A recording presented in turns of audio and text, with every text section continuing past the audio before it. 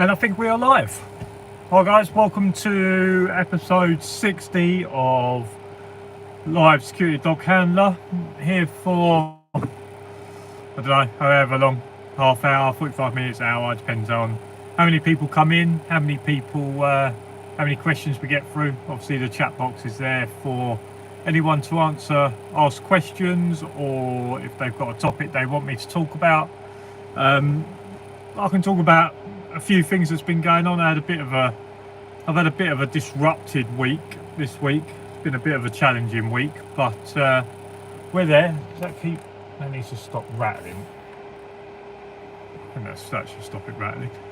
But yeah, I'm on shift, just chilling out, just having a bit of time out. Been out with the dogs doing bits and pieces. So yeah, this is my hour or so just to chill out, try and talk to people, give myself something to do. But yeah, I've had a disruptive week. So I had a short week last week. Went away for the weekend with my boss on like a golf weekend with 10 others. So there's 12 of us. Went away with my boss for the weekend, Thursday through to Sunday. Really enjoyed that. I think it's important. Like me and my boss are good friends and we're quite close, etc. And I think it's quite important that, well, I thought it was quite important that we kind of switched off from work. We had a bit of banter a little bit about work, etc. But I think it's important if you go away with your boss that you don't take work with you, because especially if you go out and you have a few beers, etc. Sometimes it can be it can get a little out of hand and maybe say something that you don't actually mean, etc. But I went away for the boss from Thursday till Sunday. Really enjoyed it. Went up to the Belfry in Birmingham, which is really nice. If you play golf, you'll know about it. If you're up around the Birmingham area, you probably know about it as well. But there's lots of sort of corporate stuff that goes on around there. Belfry in Birmingham is quite a hub for that kind of stuff. But yeah, really enjoyed it. And then started off my week a little bit late because I had Sunday night off, was Monday. Had a bit of an issue on Tuesday, which I had to take a night off to deal with, etc.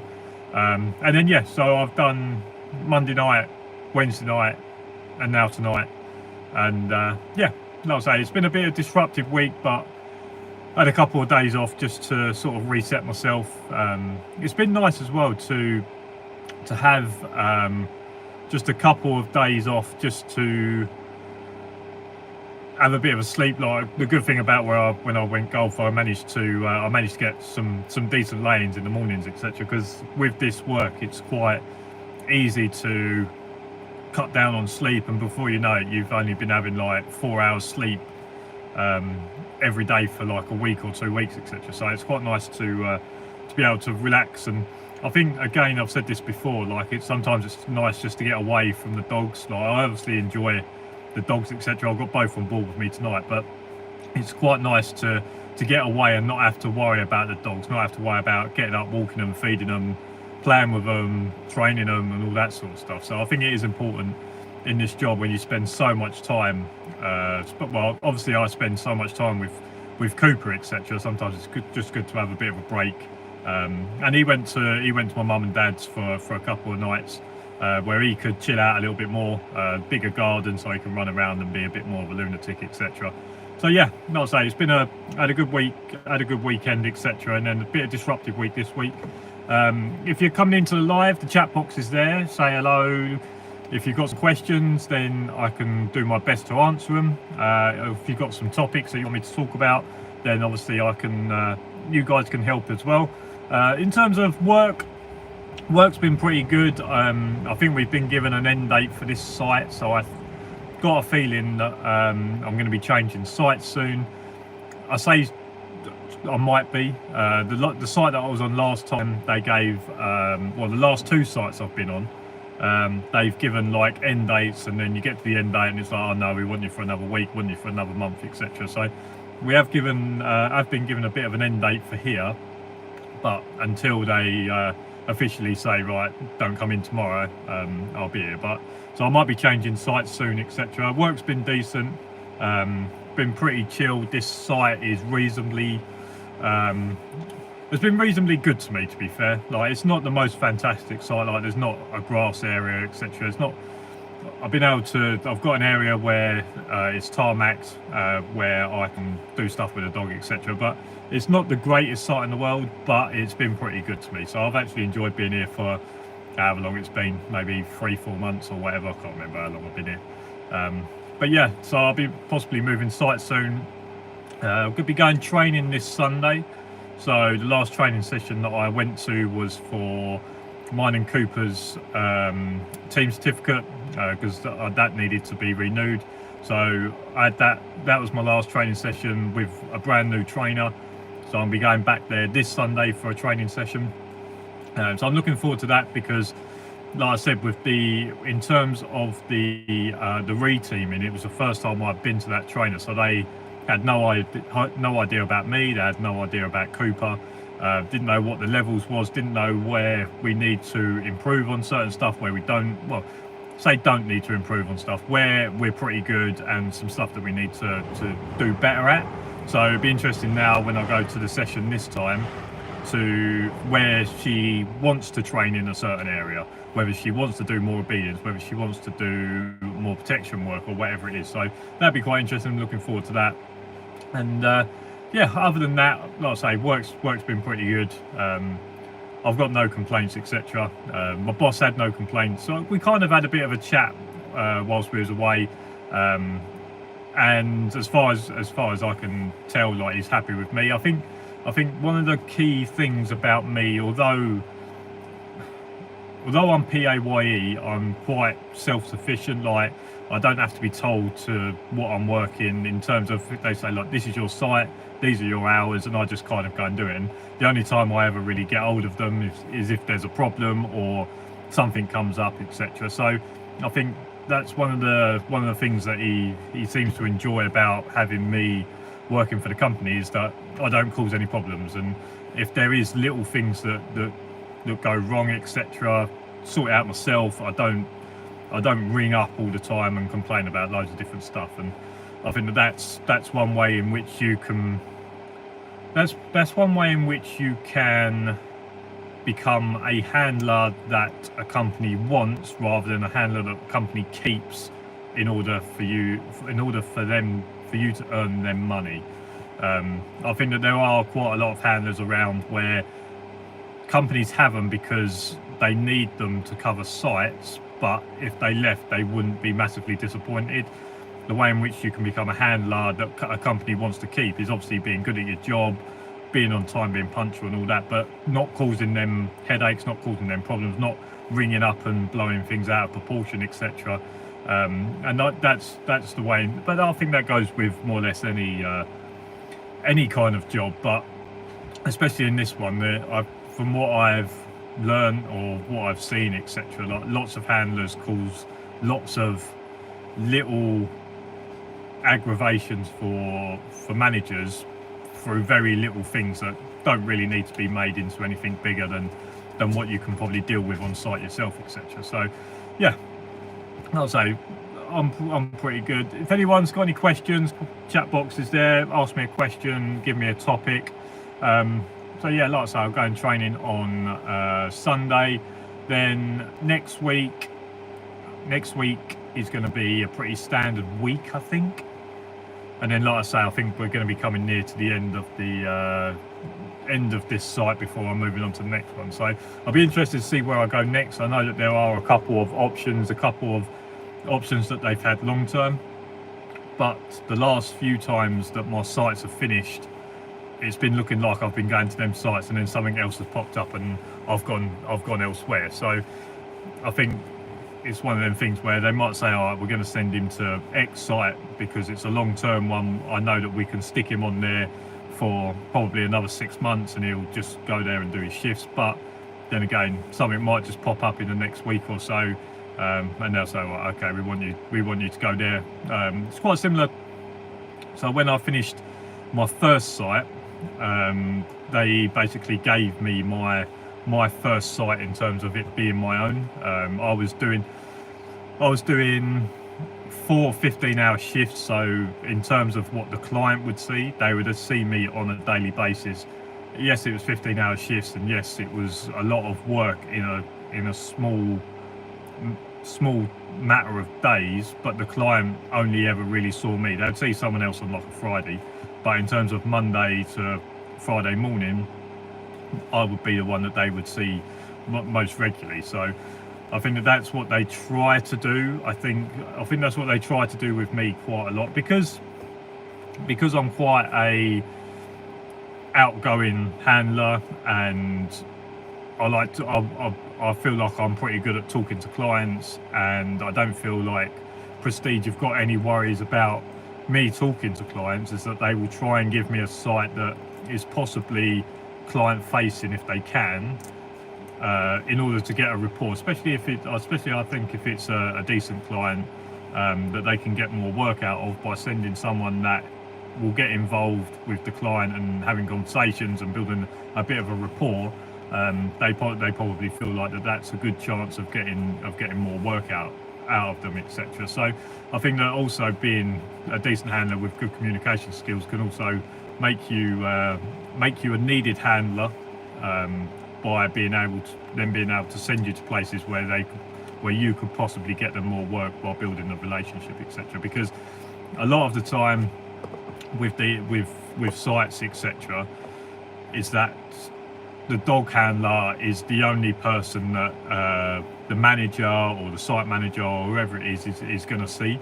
They might see someone on like the initial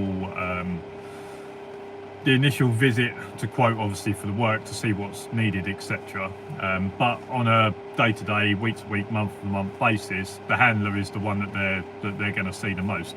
And it's just started raining here as well. So hopefully if it starts raining, this van sounds a little bit tin canny when it starts raining. But if it gets too much and you don't want to listen to it, then maybe I'll stop. But as long as it doesn't get too heavy, this is normally all right. I must admit, I think I said a little while ago, when house stones start hitting this van, Jesus Christ, it is very bad. It's a bit like putting some metal balls in a washing machine, but hopefully the rain won't be too bad.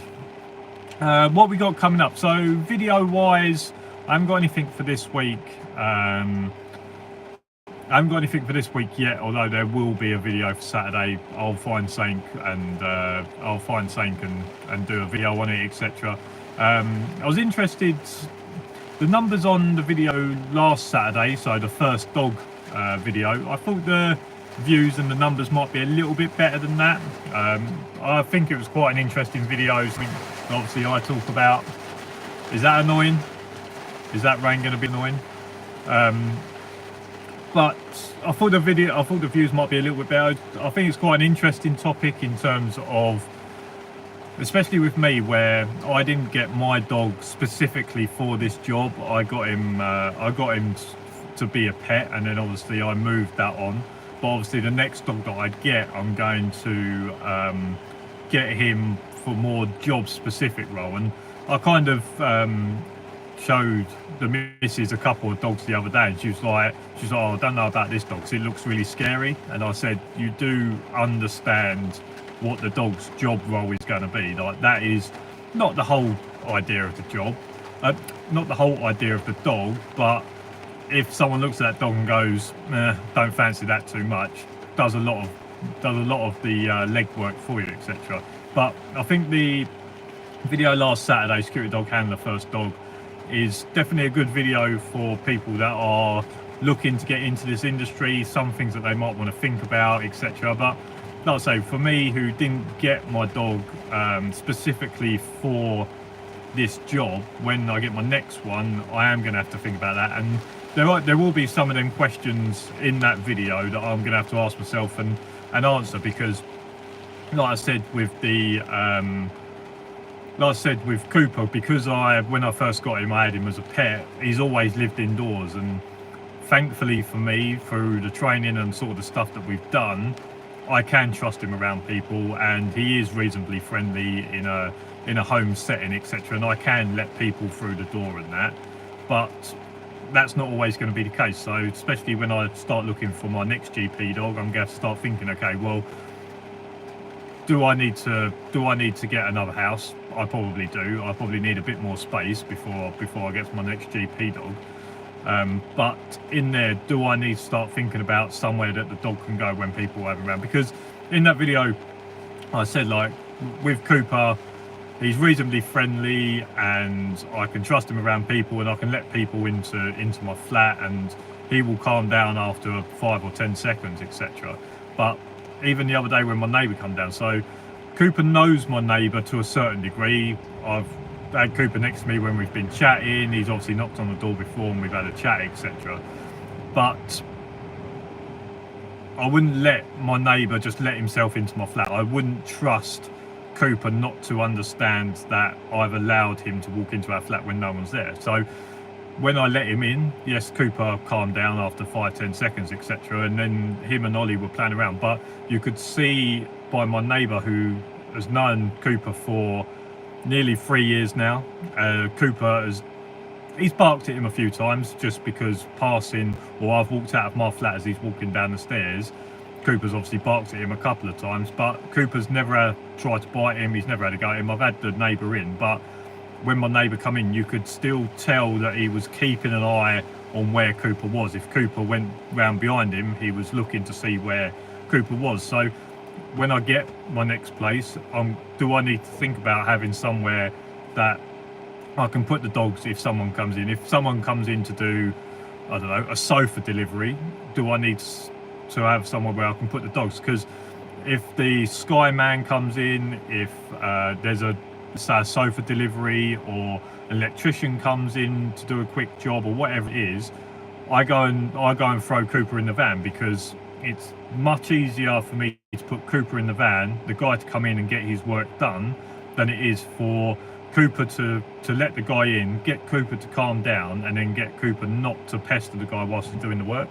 So there will be times where you may need to put the dog in a different area, etc. And like I say, this is my next thinking about the next dog that I get. Do I need to think about these certain things? And like I say, when I got Cooper, it's not something that I ever really needed to worry about because he was going to be a pet. But obviously, the situation has changed.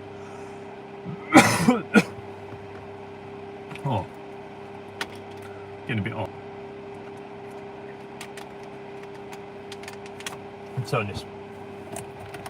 Turn this heater off, getting a bit hot in here. Dermot Leeson, hi mate, how are you? Evening Michael, how did the golf weekend go? What's your handicap? Mine's knackered knees. Yeah, I said at the start of this video, yeah, the weekend went really well. Golf went okay. First time I've played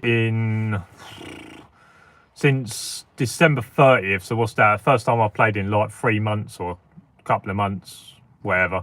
Went okay. I won the weekend. The weather was okay. It was a bit on and off. The last day got a bit rained off. I won the weekend. I played off 2, so I used to play off one or scratch, but I've only played maybe once or twice in the last sort of 4 or 5 months. So I said to him, look, I'll play off 2. I'm quite happy with that.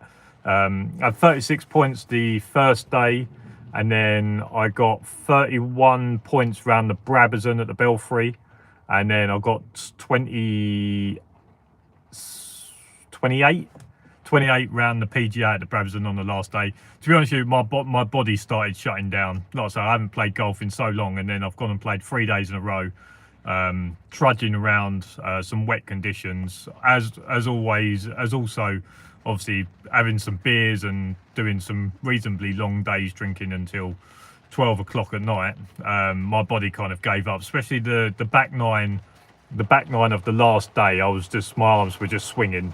I could barely hit the ball, to be honest, but I managed to get it around. So yeah, like I say, 36, 31, 28 when I haven't played for so long off 2. So quite happy with that. But yeah, it was really good. Got to play with my boss on the first day. Always enjoy playing golf with him. should have played him for a £5 pay rise, but didn't think about that.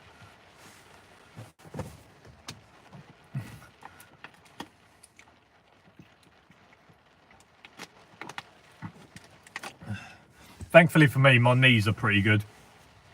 My back and my shoulders are the things that start to go. But I think with this job, it's not always the case, but especially with this job, etc. Like, I never used to have like a bad left shoulder until I started doing this job, and then going doing training, walking the dog quite a lot. I mean, the dog doesn't really pull. When we walk, etc. But definitely doing like lots of patrol training and protection training, etc. My left shoulder over the last sort of 3 years has had a bit of deterioration. I've spoke to my chiropractor about it a little bit, and he's done some work in there, and it's pretty good. But it is the first thing that it is the first thing that starts going with me is sort of my lower back and my left shoulder. But I think a lot of that is to do with the job that I do. Obviously, the sitting around that I do, the training that I do with dogs, and I think that you can pick up little niggles here and there. And sometimes, if you when your body starts to tire, obviously the little niggles are the first things that you start feeling, etc. But yeah, so yeah, like I say, my knees and my ankles and my hips are all pretty good. But once you go above into sort of lower back, shoulders, and sort of the top of your back, that's where I've started to pick up little niggles, etc. But like I say, I think a lot of that is patrol training, protection training, playing tug with the dog with bite bars, etc. Because a lot of the force that the dog puts through sorry, got something in my throat here, it's killing me. A lot of the force that the dog puts through bite toys and obviously tug, etc., you can start picking up little niggles.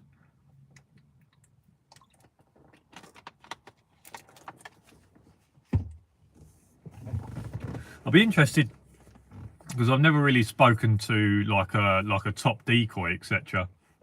I'll be quite interested to see what common injuries or common niggles they start getting, because if you've got like a top decoy that takes on some of the top dogs and maybe some of the sports dogs, etc., I'll be interested to see what kind of niggles they get on a regular basis when they have the dogs coming in taking bites, whether it's leg, arm, top of the arm, whatever it is.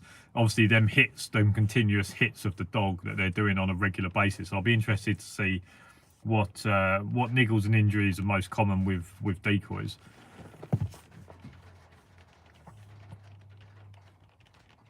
General question: van insurance for security dog handlers, is it expensive?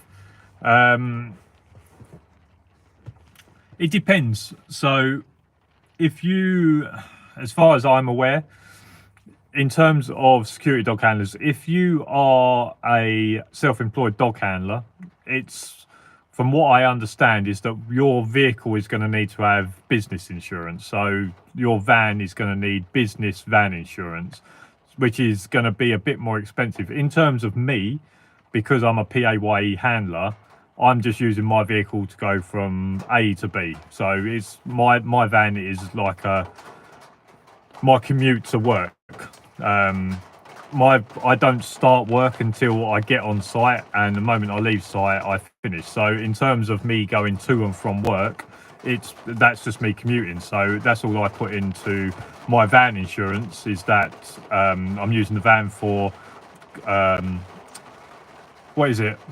I'm using it for commute and whatever personal use, kind of just going to the shops or pottering around, etc. Obviously, it all depends on what. It also depends on what type of sites that you get, whether they're close or whether they're far away, because that will obviously depend on the amount of mileage that you do. I think I put mine down for about 10,000 miles a year. I my sites are reasonably close to me. I've been lucky. My sites are reasonably close to me. I don't even think I do 10,000 miles a year. But obviously, if you are someone that is going to be doing 20,000 miles a year or 30,000 miles a year, then obviously that will impact the insurance premium as well. My van insurance is about 320, I think about £320 a year. But like I say, mine's as a personal vehicle that I use to commute from work, etc., to go to one place of work. If I was going from my house to this place to that place, then obviously it'd be a bit different because I would be using it to travel around. Where I go from one place to the other and then back home, I just use it for commuting to work. So yeah, it depends on what, whether you're PAYE or whether you're self-employed. Like I say, with self-employed dog handlers, I believe you have to have business van insurance, which is going to be more expensive than just a personal vehicle that you use to commute to work. Fucking rain.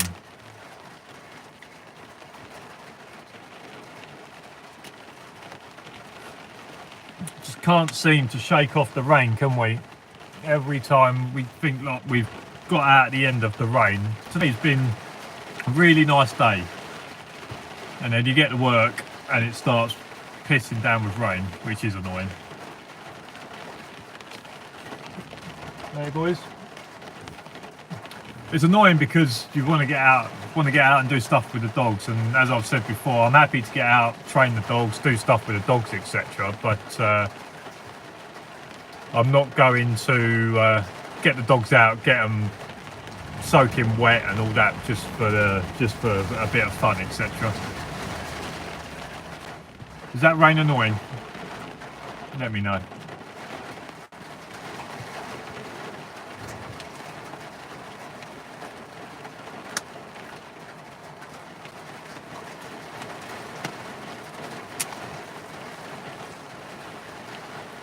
I feel like I'm drowning with the amount of water I'm drinking here. Back of my throat.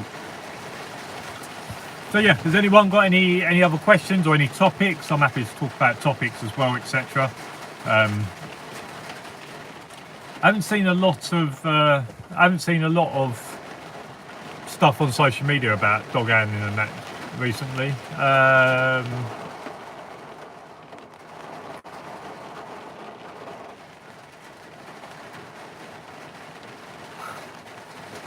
That decoy job seems dangerous, a dangerous game. I bet someone has been in the nuts. Funnily enough, I've seen that happen. I've seen that happen at training sessions. So it's quite funny because you get certain dogs that are happy to bite a sleeve, and then there are some dogs that are happy to bite a sleeve, but they don't want the sleeve; they want the decoy. So I've seen dogs at training where they'll smash onto a sleeve, have a bit of a tussle. The decoy will let go of the sleeve, and then the dog will spit the sleeve out and then stare at the decoy, and he's like, "No, I want you." I have seen a dog go onto a sleeve, start doing the tug, come off, and then go under the sleeve. And I know someone that has had blood drawn from their nuts from a dog.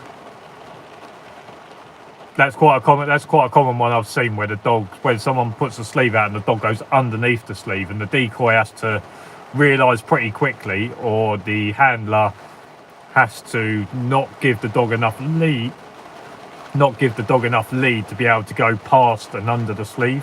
But yeah, I've seen a decoy at training have blood drawn from their nuts from a dog going under the sleeve, because the dog wasn't actually interested in the sleeve. The dog understands that the sleeve is there to protect, and he wants a lump of flesh rather than a lump of what's it called? What's the what are the sleeves made out of? Oh, Jesus. Can't remember what sleeves are made out of now. Ouch. Yeah, yeah. There was although the dog never got a good grip, there was definitely a loud not scream, but not far off of a scream, I must admit. And then was like, oh, what's happened? And then he was hobbling around holding his crutch area, and then he had a count up, and he said, yeah, it's drawn blood. But I've seen. I also know another handler that's doing a bit of decoying for someone, and the dog got hold of their trousers and basically ripped their trousers from like their pocket down to more or less their knee. Got hold of the pocket and ripped the trousers all the way down to more or less the knee, etc. So it is one of them things. Obviously, if you're in a bite suit, then obviously you're a bit more protected over it. If you're just got a sleeve on, you have to be careful of the dog going under or over the top. I've seen dogs go over the top of the sleeve as well. So the handler will say hold or stop him, whatever it is, and the dog will go towards the sleeve, and then at the last minute the dog will go over the top, and then obviously over the top of the sleeve you start looking at obviously the decoy's face or chest area. So yeah, it is a common thing. But as a handler, you should know about whether your dog is going to do it. Obviously, if it's the first time, then obviously that can't be helped. But if you know your dog has got a history of going over or under the sleeve to get to the decoy, etc., you should know that. Explain that to the decoy, but then not give the dog enough lead to be able to get past the sleeve. Basically, give the dog enough lead to be able to hit the sleeve, and that's it.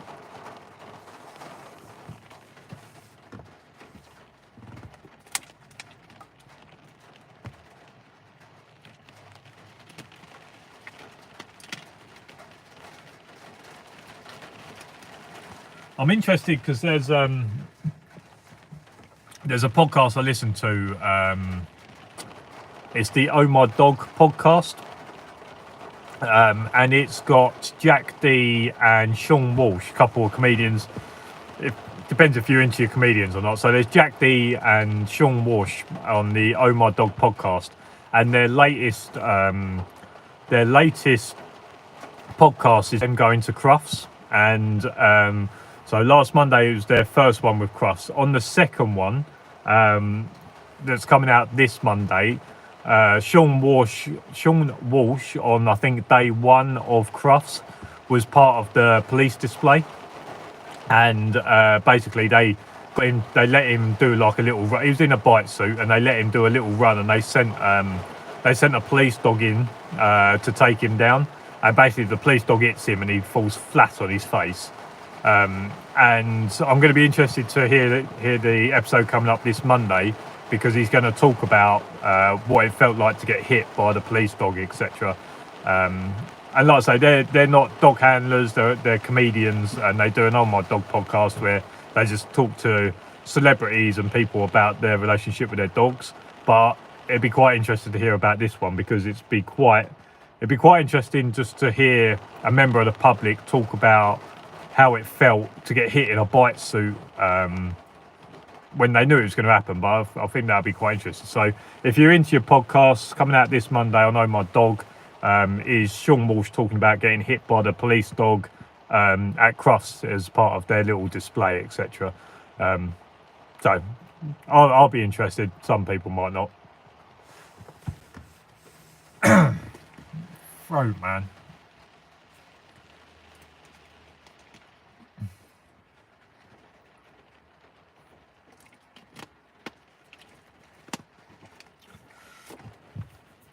What are we at? 34 minutes. I'm going to give it another 5 minutes, and then I'll ask if anyone's got any last questions. But I think that's pretty much all I had to talk about. I haven't really had too much going on. I'll say main things for me was just talking about last weekend. Obviously, my week this week has been a bit disrupted, but it's given me a couple of extra nights to get some decent sleep, etc. So I feel pretty good. I think the start of next week, definitely my Sunday shift's going to be quite busy. and then after that it should be a pretty standard week, etc. But what's it, 13 degrees tomorrow, that's what my notifications just said. So yeah, next week I think my first shift is going to be a busy one. I'm going to be constantly in and out of the van, etc., and then it should settle down into a pretty standard week, and then we're kind of in the home run. April's going to be an interesting week for me. Did you start CT training? Did you start CT training with that new person? Yep. So I explained a little bit earlier. So last month I went to the new trainer to do my team certificate with Coop, which is basically a CT session, but obviously there's a little bit on it because you're trying to get your team certificate, so they're kind of marking you, etc. And then this Sunday I will be going back to the same trainer to start sort of doing CT on a regular basis with them. I said it's going to be interesting for me because obviously the first time that I went there, although we was doing the team certificate, she didn't know the dog, she didn't know me, she'd not watched any of my stuff, etc. So she didn't know me, didn't know the dog, so she obviously just had to put us through our paces to see where the dog is. So it'd be interesting to go this Sunday to see what she concentrates on training. The one thing we didn't get to do last time was sort of a patrol. Due to the ground conditions, it was a little bit waterlogged, etc. And it was where she didn't know the dog, it could have been a little bit dangerous if the dog wasn't interested in doing hold and barks, because when it's a little bit flooded and you're a little bit uneasy on your feet, etc., if the dog clocks onto her and I can't get a foot in to be able to stop the dog, the dog might go all the way up and take a bite. I know that Cooper won't do that on a patrol because we've always trained to do hold and bark and wait for a reward, etc. So I know he's not going to do that, but we didn't do that. We didn't do a patrol. So as long as the ground conditions allow it, I would imagine that we'll do a sort of a patrol. We'll obviously do obedience, weather shield check, emergency stop again, because on the emergency stop of the team certificate, Cooper done it perfectly first time, so she's probably going to not too worried about that. What I would imagine is that she would want to work a little bit on sort of protection stuff. So like I said, she didn't know me, didn't know the dog. She got the sleeve out to do some protection. She trains, so she decoys a little bit different to how Terry does. So in terms of Terry, when I was doing protection work, Terry was very much on the dog and you. So if Coop went onto the sleeve, etc., if they started to spin and you didn't move and Terry had a weapon in his hand, he would hit you with it, because he would want to remind you that just because the dog's on doesn't mean someone can't hit you with something that they've got in their hand. So I've always been trained by Terry to move around with the dog to make sure the dog is always in between me and the decoy. Where my new trainer, she wants to do more work with the dog, which involves me standing still and her working with the dog, etc. So I think she's going to want to do a little bit more of that. So I'd imagine on this one there'll be a patrol, some more protection training, just so that she can see how the dog is, because you can't always make your mind up on what the dog is like on one session. Dogs have good and bad days, so she might want to do more protection now to see if it's similar to last time, etc. So I'd imagine we'll do patrol, imagine we'll do some protection, and then probably some obedience and whatever. So yeah, it's going to be interesting to see with my next with this training session coming up on Sunday to see what she concentrates on. Now she's got an idea of the standard of me and Cooper, and it'd be interesting to see if she says anything about me, or starts quizzing me on stuff, etc. I did find where I hadn't been to a CT session for a couple of months, due to obviously Terry stopping and me trying to find someone else. I did find it interesting that when she started asking questions that I was answering them, but sometimes I gave the wrong year, so I might be, instead of saying 91, I might have said 90, etc. So I'd be interested to see if she starts quizzing me on some other stuff, etc. But yeah, so that'll be this Sunday. I'm still unsure whether they're going to let me film. So I'm not. There's no guarantee that there's going to be any filming from this. But when I first started with Terry, I said, look, when I first started with Terry, I didn't record anything because I wanted Terry to know that I was taking it seriously. The same way with the new trainer. Although I do this and I document what I do, I want them to understand that I take work and I take training seriously, and then I do YouTube to help others, etc. So there's no guarantee that I'm going to be able to get footage on my training on this Sunday, but hopefully once they trust me and once they understand why I do it, etc., maybe I'll be able to get some training video on for you guys.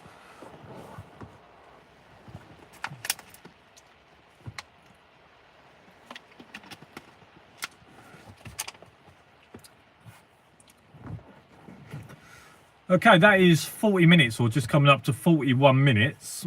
I'll give you another 60 seconds, 90 seconds or so. If you've got any other questions, I'm happy to stay on for a little bit longer if anyone's got any questions or a topic that they want me to talk on. It's raining, so I'm not sure what the sound quality's been like with the rain hitting the van, etc.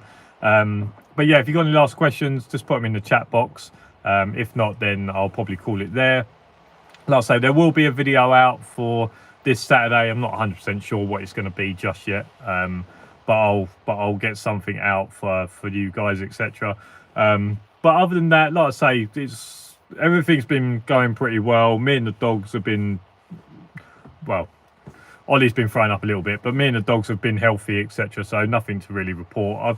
I do feel that a lot of people have been watching my stuff, waiting for something to happen. And listen, look, whatever happens and that I can share, I always will. So don't think that I'm ever hiding anything from sharing anything that's been going on, good or bad. Like, I've always been happy to call myself out on doing stuff wrong or getting stuff wrong, etc. So yeah, like I say, the next week or so I'll probably go live again next Wednesday or Thursday. So if you're watching this back after it's gone up, etc., then I'll probably next Thursday, all being well, next Thursday I'll go live again at 8 o'clock for however long, half hour, 45 minutes, an hour, etc. So if you missed out on this one, then I'll be live again next week where you can get your questions in. Down in the description of this is also my Patreon, where there's loads of other videos that aren't on YouTube. So yeah, go down there. If you want to help support what I do, from £3 a month, you can help support what I do. And yeah, it really helps me out because I do want to push this on, but with what I do as a job and the time that I spend, etc., it's tough to be able to push this on without some backing or some help, etc. So it would help, but obviously I can't make everyone do it. So down in the description is my Patreon. If you like this video, make sure you give it a thumbs up, subscribe down below for loads more videos, and as for now, I'll be live again next Thursday at 8 PM. Cheers for watching, guys. I'll speak to you later. Have a good weekend.